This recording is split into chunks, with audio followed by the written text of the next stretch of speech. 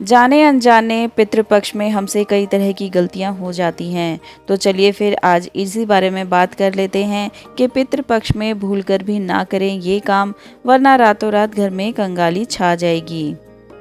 पितृपक्ष को श्राद्ध पक्ष के नाम से भी जाना जाता है। भाद्रपद पूर्णिमा से पितृपक्ष शुरू हो जाता है, जो 16 दिनों तक अश्विनी अमावस्या के दिन तक चलता है। इस साल पितृपक्ष की शुरुआत 29 सितंबर शुक्रवार से होने जा रही है और इसका समापन 14 अक्टूबर को होगा। पितृपक्ष की अवधि में पूर्वजों के निर्मित पिंडदान, तर्पण और श्राद्ध कर्म किए जाते हैं। धार्मिक मान्यता है कि ऐसा करने से पितरों की आत्मा को शांति मिलती है, जिससे वे प्रसन्न होते हैं। कहा जाता है कि पितरों के प्रसन्न होने से वंशजों का भी कल्याण होता है। पितृपक्ष को लेकर मान्यता है कि इस दौरान पितृ कौवे के रूप में धरती पर पधारते हैं। इस दौरान कुछ काम करने की मनाही होती है। तो चलिए जानते हैं कि पितृपक्ष में क्या नहीं करना चाहिए। नंबर 1, भूमि भवन ना खरीदें। पितृपक्ष में भूमि भवन कदापि ना खरीदें। यदि आप पितृपक्ष में भूमि भवन खरीदते हैं तो उसमें भूत प्रेत का वास होता है। पितृपक्ष में जो नई वस्तुएं आप खरीदते हैं उनसे आप सुख की प्राप्ति नहीं कर सकते। इसीलिए पितृपक्ष में नई वस्तुएं ना खरीदें। नंबर 2, बाल और नाखून ना काटें।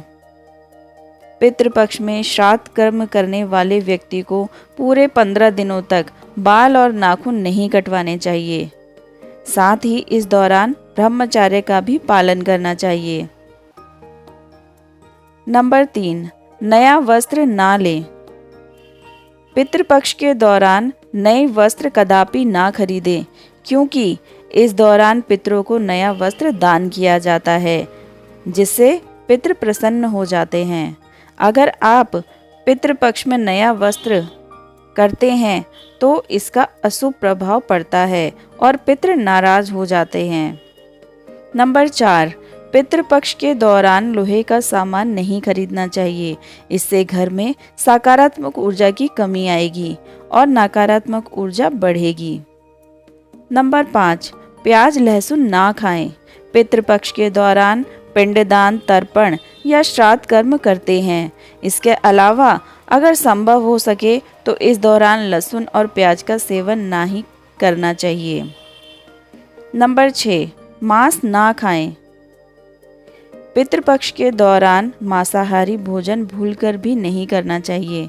माना जाता है कि ऐसा करने से पूर्वज नाराज होते हैं।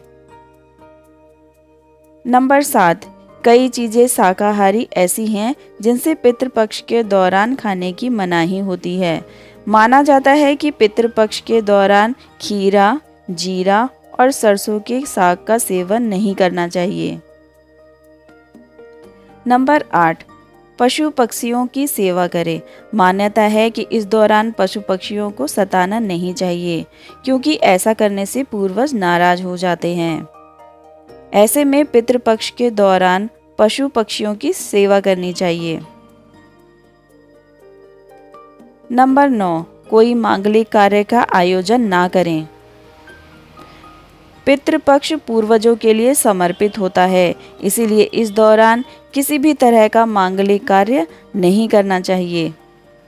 पितृपक्ष के दौरान शादी, मुंडन, सगाई और गृह प्रवेश जैसे मांगलिक कार्य वर्जित माने जाते हैं। नंबर 10, किसी भी पक्षी को ना सताएं। कहा जाता है कि पितृपक्ष के दौरान हमारे पूर्वज पक्षियों के रूप में इस धरती पर आते हैं, इसीलिए इन दिनों गलती से भी किसी पक्षी को नहीं सताना चाहिए। ऐसा करने से हमारे पूर्वज नाराज हो जाते हैं। नंबर 11, तामसिक चीज़ों से दूर रहें। पितृपक्ष के दौरान तामसिक चीज़ों का सेवन नहीं करना चाहिए। इस दौरान घर में सात्विकता का माहौल बनाए रखना चाहिए। संभव हो तो इन दोनों लहसुन और प्याज का भी सेवन नहीं करना चाहिए। तामसिक चीज़ों के इस्तेमाल से आपके पितृ नाराज हो सकते हैं। जानकारी अगर अच्छी लगी है तो प्लीज़ वीडियो को लाइक और चैनल को सब्सक्राइब ज़रूर करें। Thank you. Thanks for watching.